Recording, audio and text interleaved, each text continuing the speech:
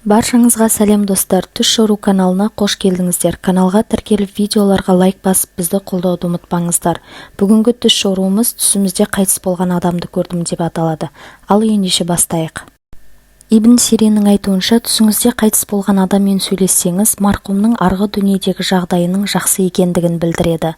Ал егер түсіңізде қайтыс болған адамның тірі жүргендігін көрсеңіз, басыңыздағы қайғы-мұңнан арылатындығыңызды білдіреді. Сондай-ақ түсіңізде қайтыс болған адамның тірі жүргендігін көрсеңіз, қарызыңыздан құтылатындығыңызды білдіреді. Тұрмыс құрмаған қыз түсінде қайтыс болған адамды көрсе, ол қызға үлкен жақсылық келетіндігін білдіреді. Егер түсіңізде қайтыс болған адам сізге қарап тұрғандығын көрсеңіз, сіздің ол марқұмды қатты сағынып жүргендігіңізді білдіреді. Түсіңізде қайтыс болған әкеңіз мен тірімін деп айтса, ол кісінің сізге айтқысы келгені, менің тірі күнімде жасаған жақсы істерімді жалғастыр дегенді білдіреді.